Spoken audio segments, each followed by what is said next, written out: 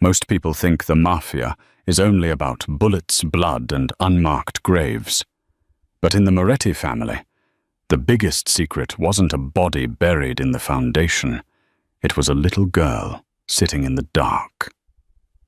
Lorenzo Moretti, the most feared Don in New York, controlled the entire eastern seaboard, but he couldn't buy the one thing he wanted: his daughter's sight. For 6 years, Isabella lived in eternal night, declared incurable by the world's top specialists. Then came Jane, a quiet maid with a fake resume and a terrifying secret. She didn't come to clean. She came to do the unthinkable. And when you find out how she opened Isabella's eyes, you'll realize why Lorenzo Moretti had to burn the evidence. The rain in Chicago didn't wash away sins. It just made the pavement slicker for the getaways. Lorenzo the Iron. Moretti stood by the floor-to-ceiling window of his penthouse overlooking Lake Shore Drive. The glass was bulletproof, 3 inches thick, capable of stopping a sniper round from a mile away. But it couldn't stop the sound of his daughter crying in the next room. "It's the headaches again, isn't it?" Lorenzo asked, not turning around. His consigliere Stefano stood by the door, clutching a fedora in his hands. "Yes, boss. The nurse gave her the sedatives Dr. Arrington prescribed. She's fighting the sleep, though. She's asking for her mother." Lorenzo's jaw tightened. His wife Maria had died giving birth to Isabella. That was the first tragedy. The second was realized 3 months later when they dangled a bright red rattle in front of the infant's face, and her eyes, milky, unfocused, a pale shade of violet, didn't move. Congenital amaurosis, a genetic defect. "Incurable," Dr. Arrington had said at Mount Sinai. "Hopeless," said Dr. Klein in Zurich. Lorenzo had spent $40 million in 6 years. He had flown in specialists from Johns Hopkins faith healers from the Vatican, and even a shady neurosurgeon from a banned clinic in Moscow. The answer was always the same. "The optic nerve is dead, Mr. Moretti. There is nothing to be done." "Fire the nurse," Lorenzo said, his voice void of emotion. "Boss, she's the 3rd one this month. She let Isabella cry for 10 minutes before administering the meds. I heard it. If she's too slow to stop a child's pain, she's too slow to work for me. Get her out. Severance is 1 month's pay.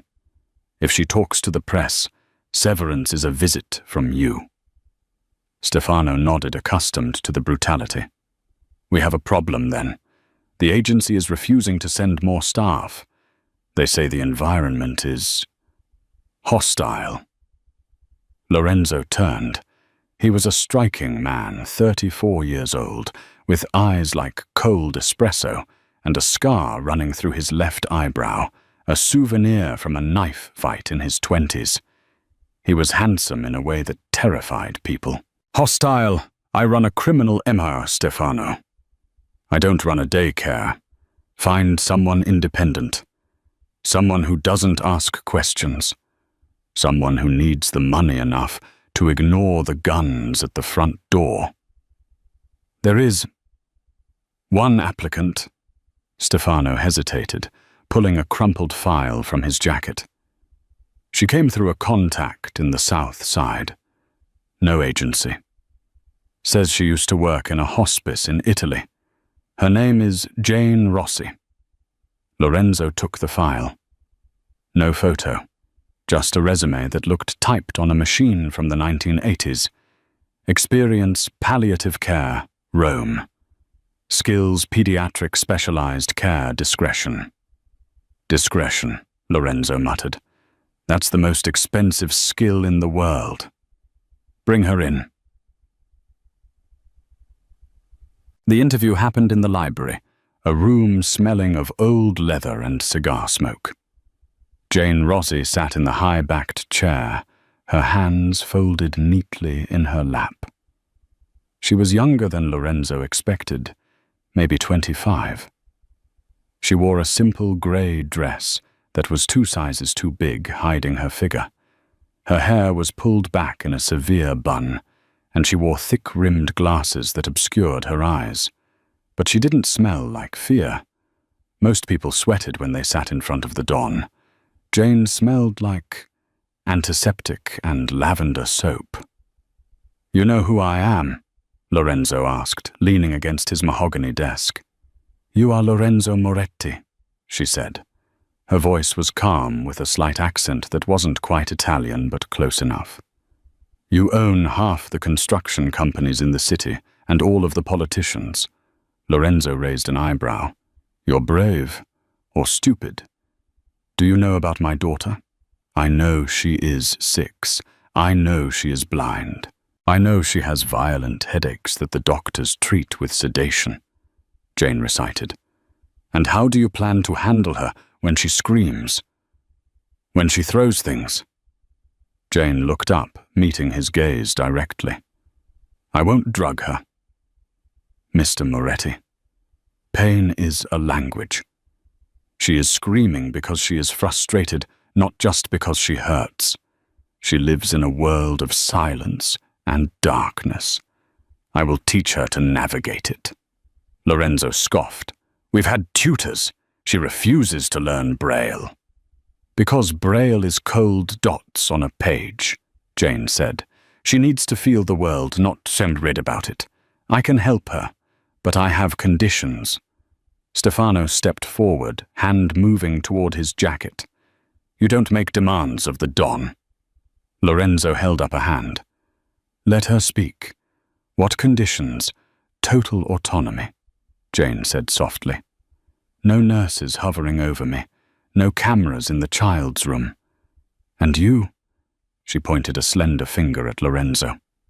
"You stop treating her like a broken doll. If I take this job, I answer only to you, but you must not interfere with my methods." The room went silent. The clock on the mantel ticked loudly. Lorenzo walked around the desk and stopped inches from her. He towered over her, radiating a menace that had made grown men wet themselves. Jane didn't flinch. She just adjusted her glasses. "You have 1 week," Lorenzo whispered. "If she cries, you're fired. If she gets hurt, you'll wish you were only fired." Jane stood up. She was tall, he noticed. 1 week is all I need to start." As she walked out, Lorenzo watched her. There was something about her walk precise, calculated. It wasn't the walk of a maid. It was the walk of someone who knew exactly where the exits were. "Stefano," Lorenzo said, staring at the closed door. "Yes, boss." "Run a background check on Jane Rossi again. Dig deeper. Check Interpol. Check the medical boards in Europe." "You think she's a cop?" "No," Lorenzo said, narrowing his eyes. "Cops have a smell. She smells like a liar. But if she can stop Isabella from crying, I don't care if she's the devil himself." The Moretti estate was a fortress. High walls, armed guards patrolling the perimeter, with Dobermans and motion sensors in every hallway. Jane Rossi moved into the servants' quarters on the ground floor. Her room was sparse, but she unpacked her suitcase with the precision of a surgeon preparing for an operation. Underneath the piles of modest clothes, she had a false bottom in her luggage. She pried it open. Inside wasn't jewelry or money. It was a collection of glass vials, a set of silver acupuncture needles, and a leather-bound journal filled with handwritten notes in a language that was a mix of Latin and Cyrillic. She ran her fingers over the journal. "Project Chimera," the cover read. "I'm close," she whispered to the empty room. "I'm inside." She quickly hid the items in the air vent behind the bed and smoothed her dress. It was time to meet the patient. Isabella's room was on the 2nd floor. It was a depressing palace, filled with expensive soft toys that the girl couldn't see. The curtains were drawn, keeping the room in perpetual twilight, though it made no difference to the child. Isabella was sitting on the rug, rocking back and forth. She was a beautiful child with her father's dark hair, but her eyes were vacant, staring at nothing. "Go away," Isabella said instantly. Her hearing was razor sharp. "I don't want the medicine." Jane didn't speak. She walked into the room and deliberately knocked over a small wooden block on the shelf. Clack. Isabella stopped rocking. She turned her head. Jane walked to the other side of the room and tapped her fingernail against a glass vase. Ting. "Who are you?" Isabella asked, her voice trembling. "You're not Nurse Ratched." "My name is Jane," she said softly. "And I'm not a nurse. I'm just a listener." Jane sat on the floor about 5 feet away. "Do you know what that sound was?" "Glass," Isabella said. "Yes, crystal actually. It sings when you touch it. Do you want to hear it sing?" For the first time in months, Isabella didn't scream. She nodded slowly. For the next hour, Lorenzo watched on the security monitor in his office. He had lied about the cameras. There were cameras everywhere. He watched as this strange woman, Jane, took his daughter around the room, letting her tap objects with a small metal spoon. She wasn't teaching her to avoid furniture. She was teaching her echolocation. "She's treating her like a bat," Stefano noted watching the screen. "She's engaging her." Lorenzo corrected his eyes, glued to the screen. "Look at Isabella's face." Isabella was smiling, a small, tentative smile. But then the mood shifted. Isabella suddenly dropped the spoon and clutched her head, letting out a high-pitched shriek of agony. "Daddy, it hurts." "The fire is in my eyes." Lorenzo was out of his chair, instantly sprinting for the door. By the time he burst into the room, he expected to see Jane panicking, looking for the sedatives. Instead, he froze. Jane had Isabella pinned gently against her chest. She wasn't rocking her. She was pressing her thumbs into specific points at the base of Isabella's skull and behind her ears. She was humming a low, resonant tone, a vibration that Lorenzo could feel in his own chest. "What are you doing? Get the medicine!" Lorenzo roared, stepping forward. "Stay back!" Jane snapped. The command was so authoritative that Lorenzo actually stopped. "The medicine just masks the pressure. It doesn't stop it. Let me work." Jane's fingers moved rapidly, massaging the nerve clusters. She pressed hard, then released. She traced the line of the girl's jaw and pressed 2 fingers directly over Isabella's closed eyelids. "Jane," Lorenzo warned, his hand reaching for the gun in his shoulder holster out of habit. "If you hurt her..." "Shh." Lorenzo watched in disbelief. Isabella's screaming subsided into whimpers, and then silence. Her body, usually rigid with tension during these attacks, went limp against Jane. Her breathing evened out. "The pressure," Jane said quietly, not looking up. "It's not in her eyes. It's in the occipital lobe. The fluid doesn't drain properly. The doctors treat it as a migraine. It's not. It's a blockage." Lorenzo stared at the maid. "How do you know that the top neurologists in the world didn't say that?" Jane turned to look at him. Her glasses had slipped down her nose. Her eyes were striking a piercing amber color that seemed too intelligent for a simple caregiver. "Top neurologists look at MRI scans, Mr. Moretti," she said. "I look at the child.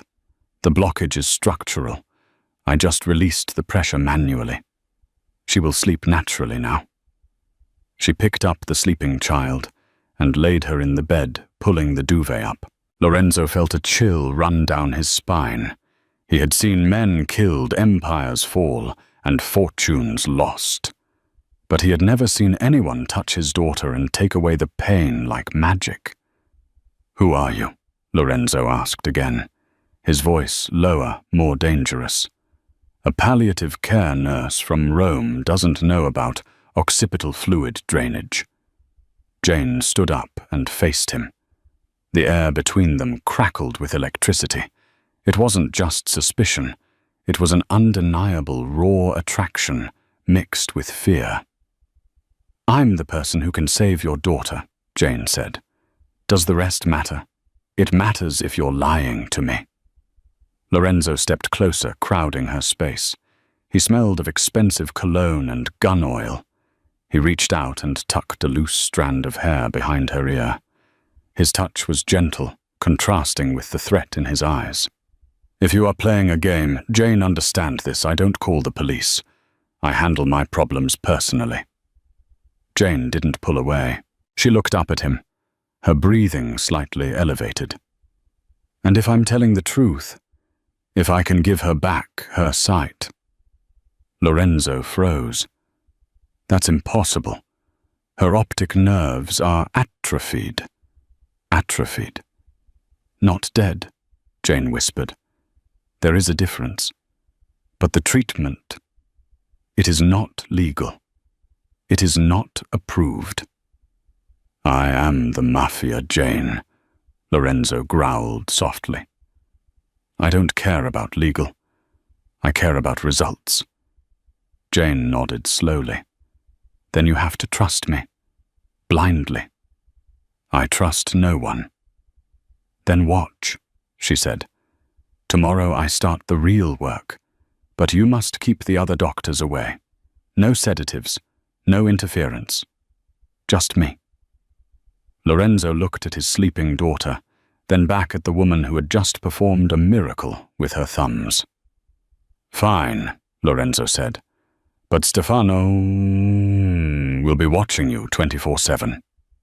"Good," Jane said, turning to leave the room. "He might learn something." As she walked down the hall, Lorenzo pulled out his phone. "Stefano," he said into the receiver, "get me everything on a Dr. Valerius from the University of Bern. I remember a rumor about a radical nerve regeneration project that was shut down 10 years ago." "Why, boss?" "Because—" Lorenzo said, watching Jane disappear around the corner, "I think our maid might be a ghost." 3 days later, the storm over Chicago hadn't broken. Thunder rattled the window panes of the Moretti penthouse, masking the sounds inside. It was 3:00 a.m. The house was asleep, save for the guards patrolling the perimeter, and Lorenzo, who was in his study, drinking a glass of 1942 Don Julio, staring at the security feed. He had been watching Jane for 72 hours straight. She did nothing suspicious. She read to Isabella. She fed her. She played complex, tactile games.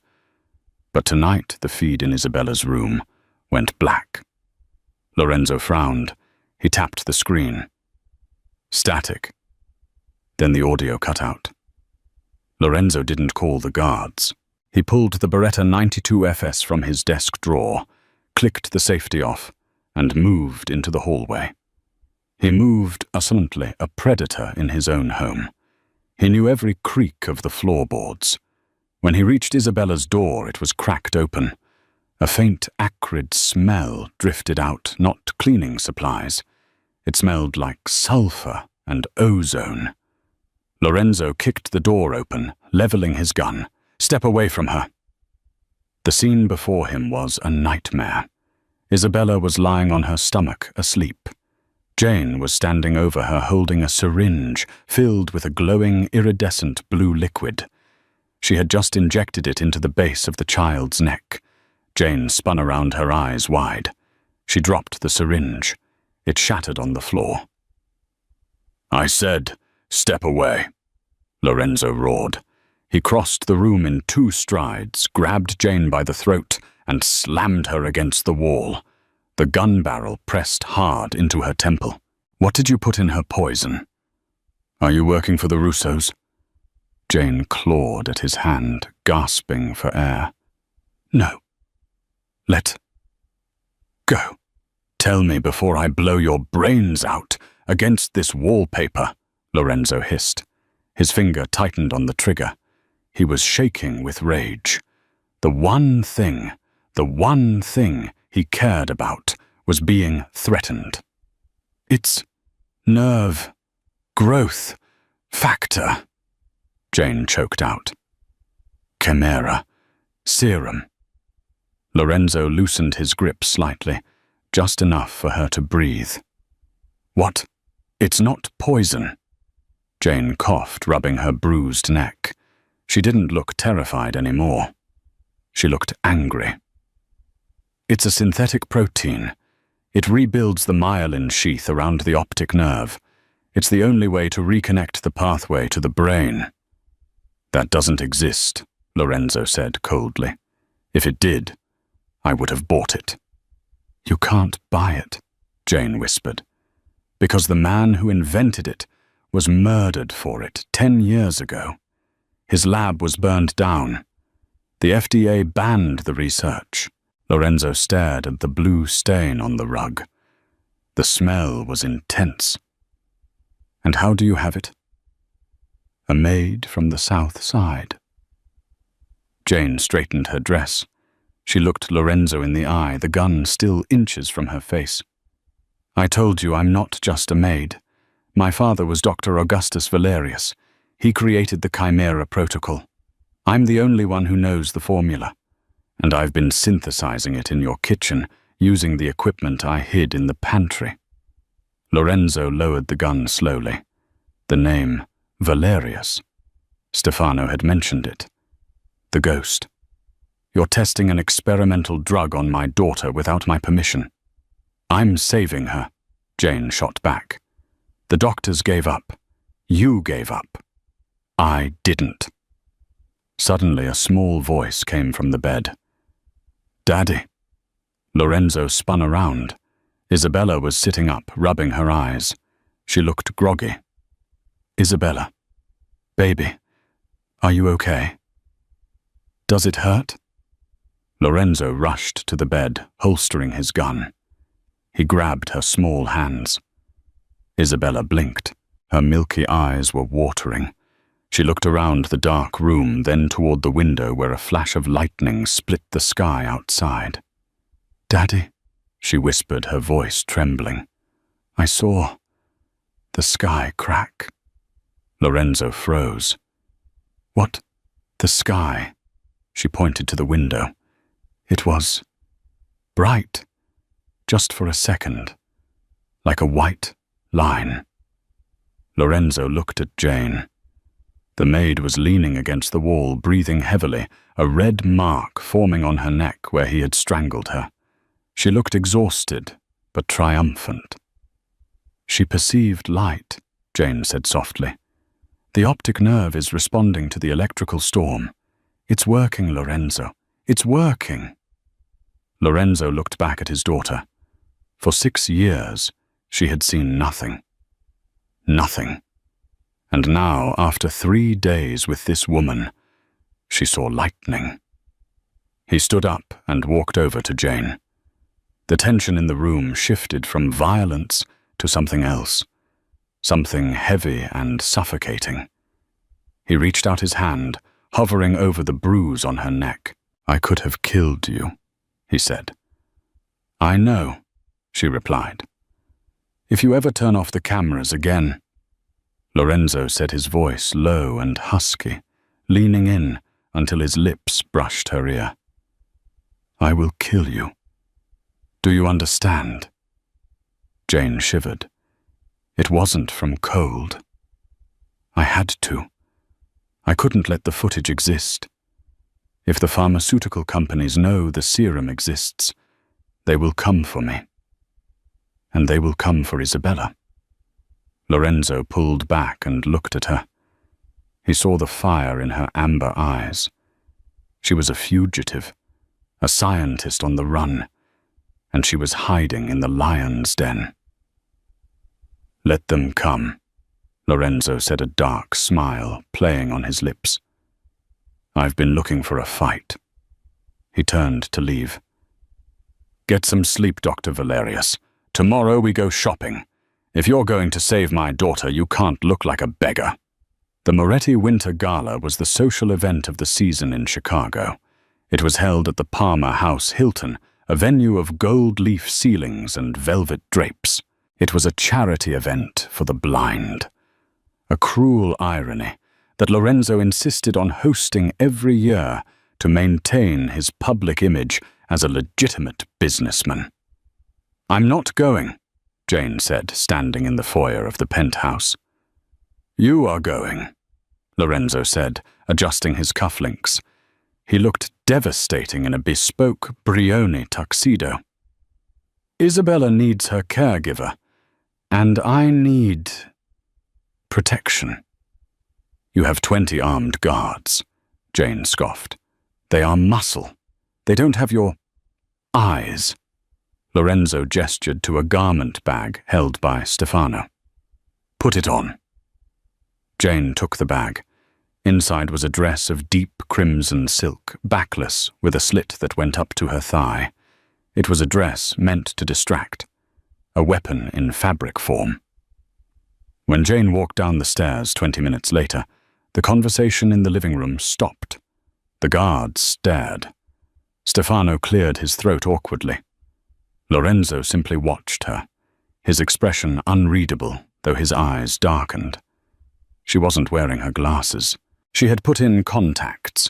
Her hair was down, cascading in dark waves over her bare shoulders. The bruise on her neck was covered with makeup. Isabella is ready, Jane said, her voice cool.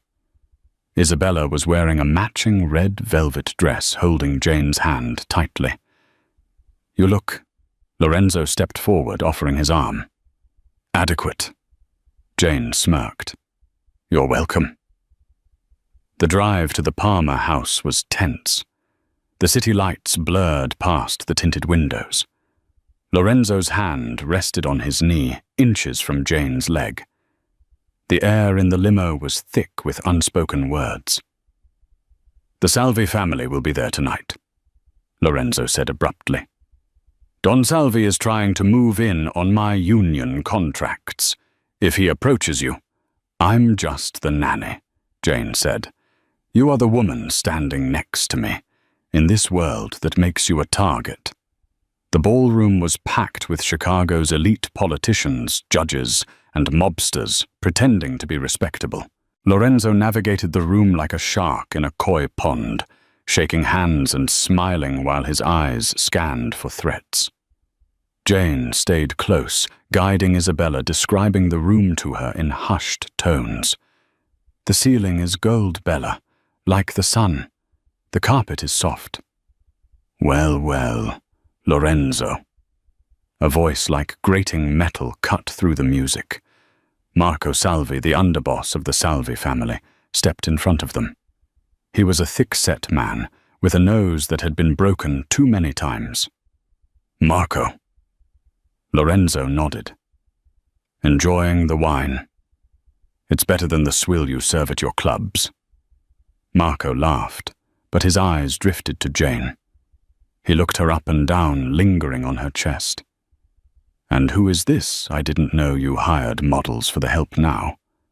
Marco reached out to touch Jane's arm. Before Lorenzo could move, Jane shifted. It was subtle. She didn't recoil. She stepped into the space, her hand brushing Marco's wrist, hitting a pressure point on his radial nerve. Marco flinched, his hand jerking back as if he'd been burned. What the hell? I'm Isabella's governess, Jane said, her voice sweet as honey. And you're standing on the child's dress. Please move. Lorenzo saw it. He saw the precision. She hadn't just pushed him. She had disabled his hand for a good 30 seconds. Marco was rubbing his wrist, looking confused. Let's go, Lorenzo said, guiding them away. He leaned close to Jane. Radial nerve compression. He has bad circulation, she replied innocently. The night wore on. The speeches began. Lorenzo went to the podium to speak about the charity. Jane stood near the back, near the kitchen service entrance, holding Isabella's hand. That was when she saw them. 3 waiters. They weren't moving like waiters. They were moving in a formation, triangulating the room. Their jackets were bulky on the left side. Jane scanned the room. Lorenzo was on stage, a spotlight blinding him. He couldn't see the floor. One of the waiters reached into his jacket and pulled out a suppressed Mac 10. Jane didn't scream. She didn't panic. She reacted with the muscle memory of a soldier. "Isabella, get down!" she hissed, shoving the child under a heavy catering table. Jane grabbed a steak knife from a passing tray and kicked off her high heels. The gunman raised the weapon toward the stage. Jane threw the knife. It wasn't a clumsy throw. It was a perfect rotation. The blade embedded itself in the gunman's wrist. He screamed, dropping the gun. Chaos erupted. Screams filled the hall. The other 2 assassins drew their weapons, firing blindly towards the stage. Lorenzo dove behind the podium, pulling his own gun. "Get the girl," one assassin yelled. They weren't after Lorenzo. They were after Isabella. It was a kidnapping. One man lunged toward the table where Isabella was hiding. Jane intercepted him. She looked like a red blur. She caught the man's arm, used his own momentum to flip him over her hip, and drove her elbow into his windpipe. The crunch was audible over the screaming crowd. The man collapsed, gasping for air. The 3rd assassin turned his gun on Jane. She was unarmed. He was 5 feet away. "Die, bitch!" he sneered. Bang! The assassin's head snapped back. He fell dead. Jane looked up. Lorenzo stood on the edge of the stage, his gun smoking. He had made the shot from 50 feet away through a panic-stricken crowd. Their eyes locked across the ballroom. Blood was pooling on the marble floor, staining the hem of Jane's red dress. She wasn't shaking. She was standing over Isabella, ready to kill again. The Moretti guards swarmed the room, securing the exits. Stefano ran to Lorenzo. "Boss, we have to go the Salvis!" Lorenzo ignored him. He jumped off the stage and walked straight to Jane. He looked at the man choking on the floor, the one Jane had throat-punched. "You broke his trachea," Lorenzo said, looking at her. "Cleanly." Jane was breathing hard, her adrenaline spiking. He was going for Isabella. Lorenzo reached out and wiped a speck of blood from her cheek. "Dr. Valerius, tell me the truth. You weren't just a scientist, were you?"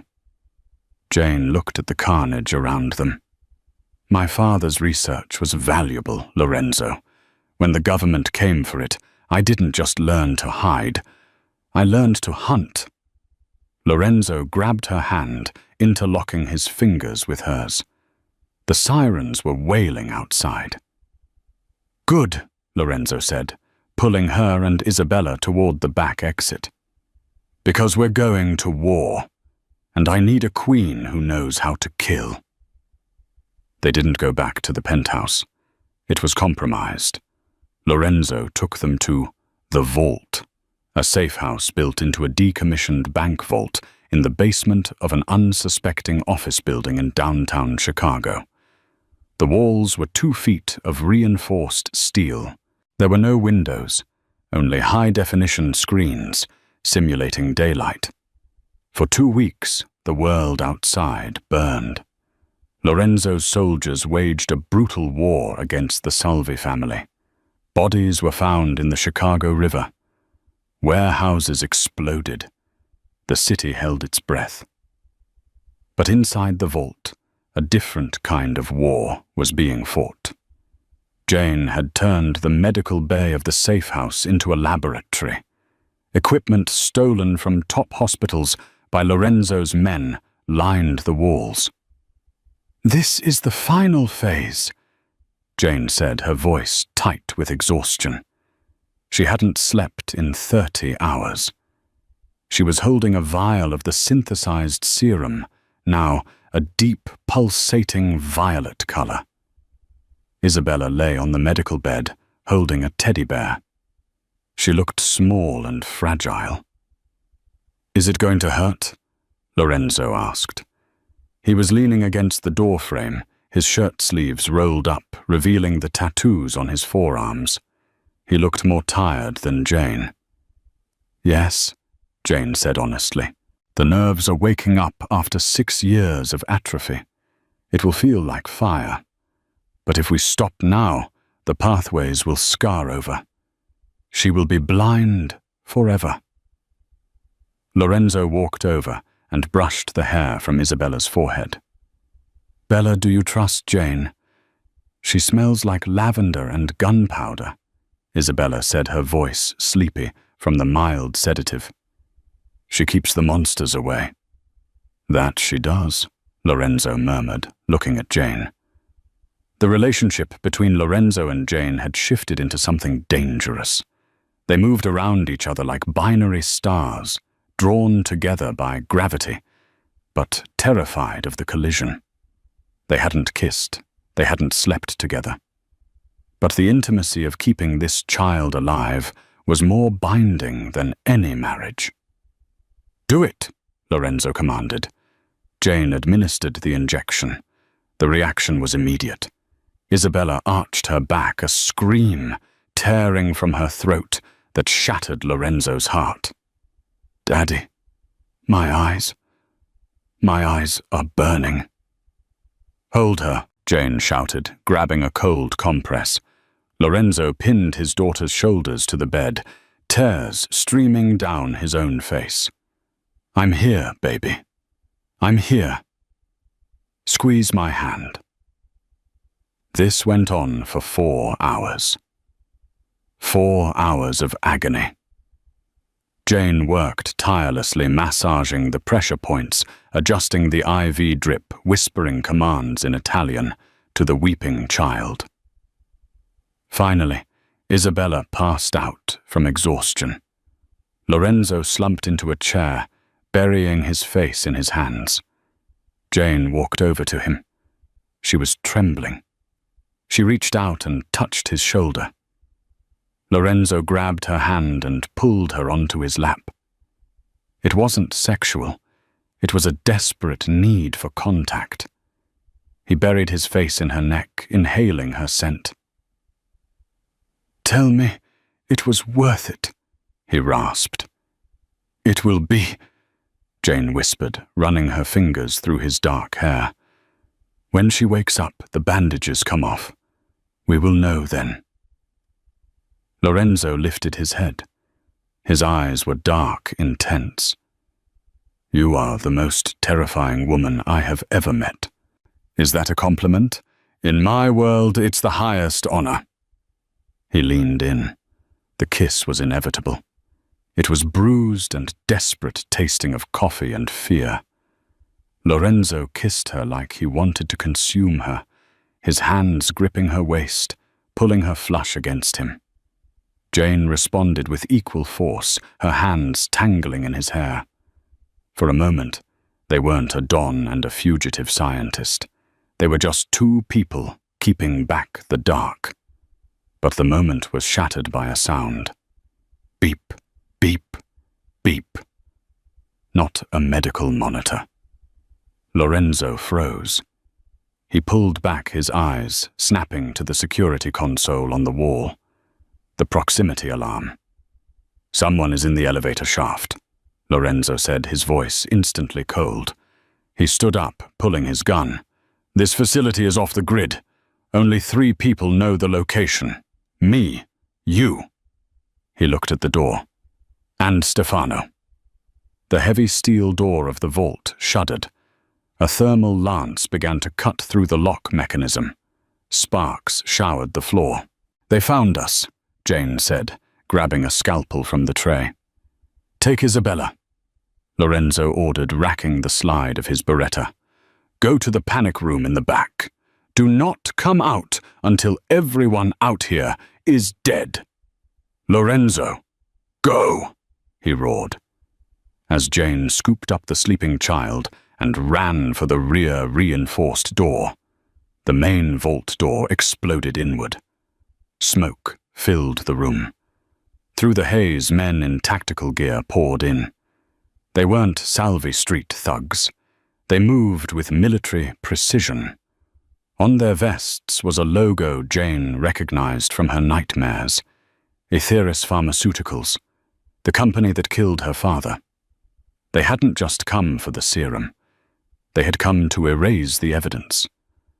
And walking behind them, looking shameful but resigned, was Stefano.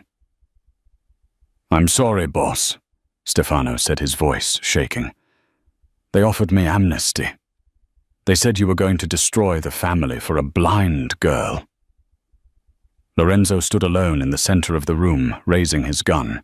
"You chose the wrong side, Stefano." The firefight was deafening. Lorenzo was a marksman, but he was outnumbered 10-1. He took cover behind the heavy medical equipment, firing calculated shots. 2 mercenaries went down, but they were pushing him back. "Flashbang!" one of the soldiers yelled. A canister rolled to Lorenzo's feet. He dove away, but the blast disoriented him. His ears rang. A boot kicked the gun from his hand. Lorenzo looked up, blinking through the spots in his vision. The mercenary leader, a man with a scarred face, pointed a rifle at Lorenzo's chest. "Secure the girl," the leader said into his comms. "Kill the Don." "Wait," a voice said. Stefano stepped forward. "You promised no killing if he surrendered." The leader laughed and shot Stefano in the chest. The consigliere fell without a sound. "Loose ends," the leader grunted. He turned back to Lorenzo. "Goodbye, Mr. Moretti." Click. The lights in the vault went out. Total, absolute pitch blackness. The mercenaries panicked. "Night vision. Get the thermals up." I can't see anything. My goggles are whiting out," one soldier screamed. "It's a jammer," the leader yelled. "They're jamming the IR frequencies." In the darkness, a sound echoed. Click. Ting. It was the sound of a metal spoon hitting a glass vial. Lorenzo smiled in the dark. He knew that sound. It was echolocation. Jane wasn't in the panic room. A scream pierced the dark. Then another. The wet sound of a blade meeting flesh. The mercenaries were firing blindly, their muzzle flashes illuminating brief, horrific vignettes. Flash. Jane dropping from the ceiling pipes, her legs wrapping around a soldier's neck. Flash. Jane sliding across the floor, slicing an Achilles tendon with a scalpel. Flash. Jane standing over a fallen man, using his own body as a shield. She was a ghost in the dark. She didn't need eyes. She had trained herself for this. She had trained Isabella for this. Back to back, the leader screamed. "She's here!" Lorenzo scrambled in the dark, finding his gun by touch. He didn't need to see to know where the leader was. He listened to the breathing. But then the emergency lights flickered on a dim red glow. The leader saw Jane. She was standing by the medical bed, blood on her grey dress, holding a combat knife. But she was exposed. The leader raised his rifle. "Got you!" He pulled the trigger. But Lorenzo threw himself in front of her. The bullet hit Lorenzo in the shoulder, spinning him around. He fell hard. "No!" Jane screamed, lunging forward, but the leader backhanded her with the rifle butt. She crashed into the cabinets, dazed. The leader stood over them, panting. Only 3 of his men were left standing. "Enough games. Where is the girl?" The panic room door hissed open. The leader spun around, gun raised. Isabella stood in the doorway. She had pulled the bandages off her face. Her eyes were open. The leader hesitated. The blind brat. Isabella looked at him, and for the first time in her life, She didn't look past him. Her violet eyes locked onto his face. Her pupils contracted in the red light. She pointed a shaking finger at a gas line running along the wall behind the leader, a line damaged by the earlier explosion, leaking invisible vapor. "Jane!" Isabella screamed. "The blue pipe! Shoot the blue pipe!" She could see the color. Jane didn't hesitate.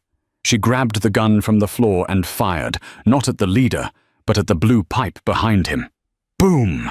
A jet of flame erupted from the gas line, engulfing the mercenary leader. He screamed as the fire consumed him. The concussion wave knocked the other 2 soldiers down. Lorenzo, bleeding and gripping his shoulder, saw his chance. He raised his Beretta with his good hand. Bang! Bang! The last 2 mercenaries fell. Silence returned to the vault, save for the hissing of the gas fire and the heavy breathing of the survivors. Lorenzo dragged himself upright. He looked at the panic room door. Isabella was standing there, blinking tears from her eyes. She looked at her hands. She looked at the blood on the floor. And then she looked at Lorenzo. Her eyes widened. A look of pure, unadulterated wonder washed over her face. "Daddy," she whispered. Lorenzo forgot the bullet hole in his shoulder. He scrambled to his knees. "Isabella!" She ran to him. She didn't stumble. She didn't feel for obstacles. She ran straight into his arms, burying her face in his chest. "You look like your voice," she sobbed. "You look strong."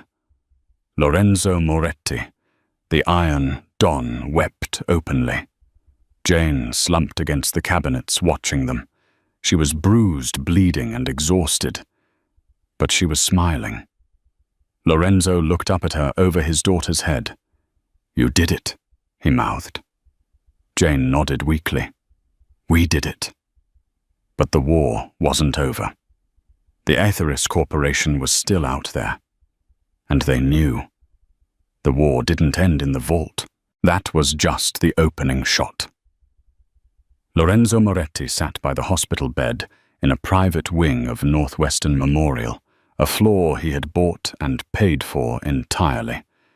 Isabella was sleeping, but for the first time in 6 years, her eyelids fluttered in response to the morning sun streaming through the window.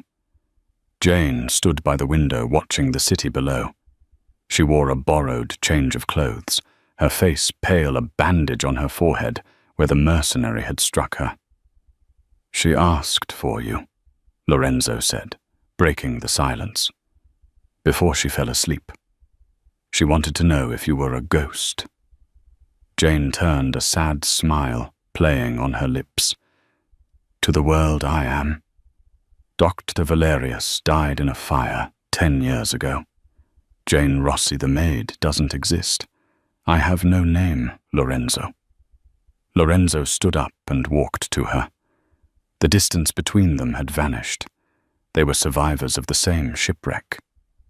"Then we give you a new one." He reached into his jacket pocket, not for a weapon, but for a black velvet box. He didn't open it yet. He just held it. "But first," Lorenzo's voice dropped, the temperature in the room plummeting. "I have to clean the house. Stay with her." Jane looked at his eyes. They were back to being the iron. "Where are you going?" "To remind the devil why he lives in hell."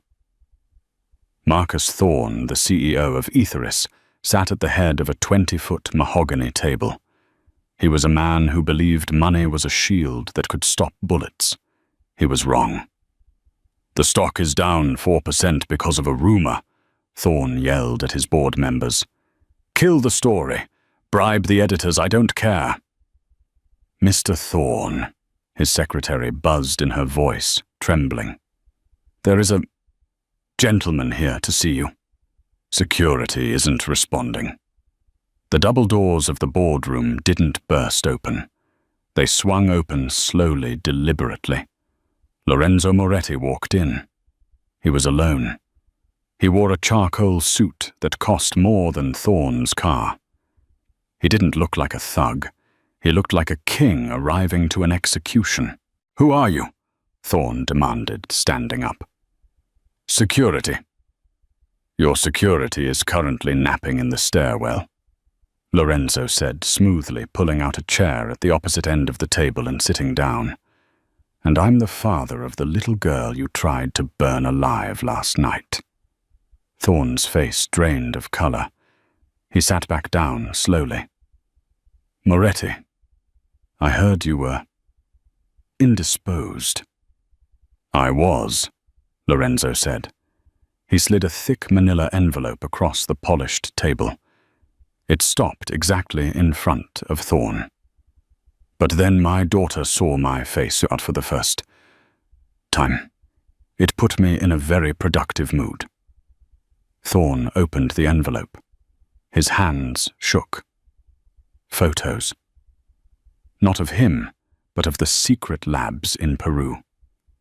The illegal testing on orphans, the order forms for the hit on the Moretti vault, signed by Thorne himself. This is fake," Thorne stammered. "It's already on the servers of the FBI, the FDA, and the Washington Post."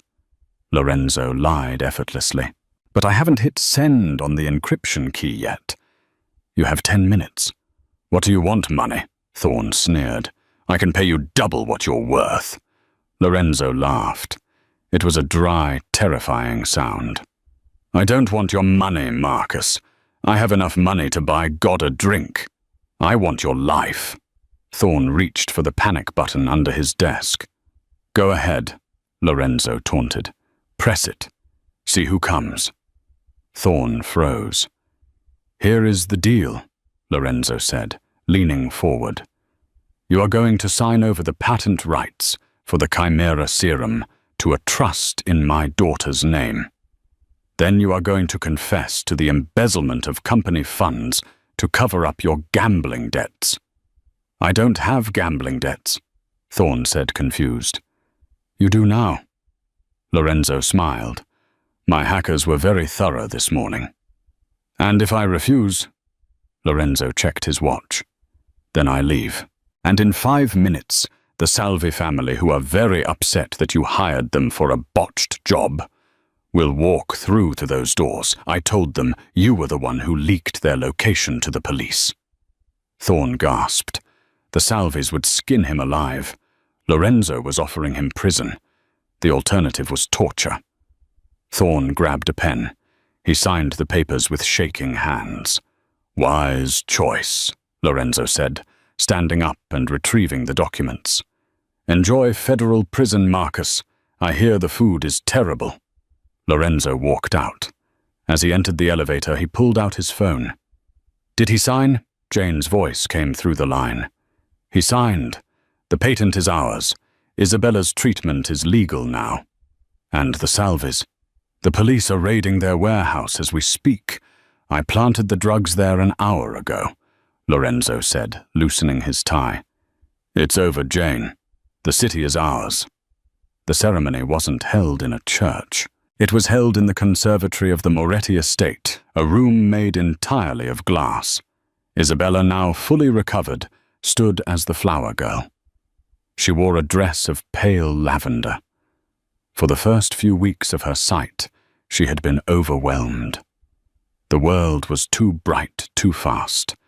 She had cried because the color red looked angry, and the color blue felt cold. But Jane had guided her through it, just as she had guided her through the dark. Now Isabella watched with wide, hungry eyes as the woman who saved her walked down the aisle. Jane didn't wear white. She wore a gown of champagne silk, simple and elegant. She walked with her head high, no longer the maid hiding in the shadows, but the matriarch of the most powerful family in Chicago. Lorenzo stood at the altar. When he saw her, the breath left his lungs. He had killed men, toppled empires, and survived wars. But nothing terrified and thrilled him as much as the woman walking toward him. When she reached him, he took her hands. "Do you take this man?" the priest asked. to have and to hold from this day forward. Jane looked at Lorenzo. She looked at the scar on his eyebrow, the lines of stress that were slowly fading from his face. She looked at Isabella, who was waving at a butterfly on a flower arrangement, seeing it in perfect clarity. "I take him," Jane said, her voice strong, "and I take the dark with the light." "And do you, Lorenzo?" Lorenzo didn't look at the priest. He kept his eyes on Jane. "I take her, and I promise that as long as I breathe, no shadow will ever touch her again." 1 year later. The terrace of the Villa Moretti in Tuscany overlooked a sea of green vines and golden sunlight. Isabella was sitting at a canvas, holding a paintbrush. She was painting the sunset. It was a messy, abstract explosion of oranges and purples, but to Lorenzo it was a masterpiece. "She has an eye for composition," Jane said, setting down a tray of espresso and biscotti. Lorenzo was reading the newspaper. "Ithera's CEO found dead in cell." The headline read. He folded the paper and set it aside. The past was dead. "She has your focus," Lorenzo said, pulling Jane onto his lap. Jane rested her head on his shoulder. She was pregnant, just a few months along, but the bump was showing. A new life, a new legacy. "You know," Jane whispered, tracing the line of his jaw, "when I came to your house that first day, I had a cyanide capsule in my tooth. I was going to kill myself if you found out who I was." Lorenzo kissed her forehead. "And when you walked into my office, I had a sniper across the street, aiming at your head in case you were an assassin." They both laughed. It was a dark, twisted laughter that only they could understand. "We were a disaster waiting to happen," Jane said. "No." Lorenzo corrected her, turning her face to kiss her deeply. "We were a storm, and storms clear the air." "Daddy Jane," Isabella shouted from her easel, pointing at the horizon. "Look! The green flash." I saw the green flash. Lorenzo and Jane looked out at the sun dipping below the hills. The world was bright. The world was clear. "I see it, Bella," Lorenzo called out. He held his wife close, his hand resting on their unborn child, and finally, for the first time in his life, the Don closed his eyes. He didn't need to watch for threats anymore. His family was the light, and the light was blindingly beautiful. And that is the full uncut story of the Mafia boss and the maid who healed him. From the darkness of a blind child's room to the sun-drenched hills of Tuscany, Lorenzo and Jane proved that family isn't just about blood, it's about who you're willing to bleed for. I really hope you enjoyed this expanded ending.